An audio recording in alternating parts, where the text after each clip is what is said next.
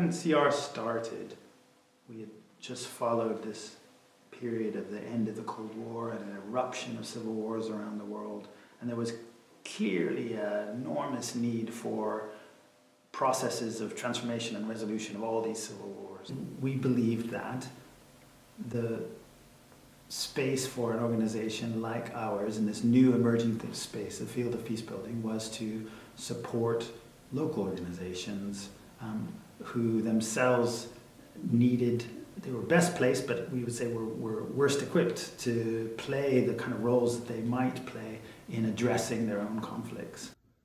I think my personal motivation at the time of the founding of Conciliation Resources was to be part of an organization that could effectively support people affected by violent conflict, and to do that at the community level, perhaps at the national level, in a way that had impact and had influence on the overall conflict situation. I think CR has changed a great deal over the past 25 years. The obvious big indicator is the growth of the organization in terms of people, in terms of resources, but probably most importantly in terms of its scope of activity and its influence. But I think what's really important is how Conciliation Resources hasn't changed.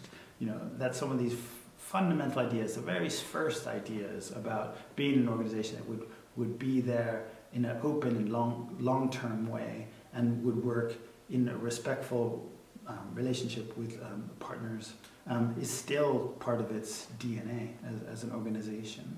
I'm really proud of the fact that the organization has shown courage in some of the roles it's played. It's taken chances to work with organizations which others might not have worked with. For example, it's continuing to work in Ethiopia with the Ogaden National Liberation Front. It's not just peace builders who make peace, it's also conflict parties who have to find ways of making their own peace. And when we started in the very beginning in Sierra Leone, the war was horrifying and it looked hopeless. And Sierra Leone has moved leaps and bounds from that. The war is finished, they've come out of war. And Conciliation Resources and its local partners all played their parts in that transition. I definitely think that peace building is going to have continued and even increased relevance in the coming 25 years and beyond. Absolutely, more than ever, there's a need for work in this space.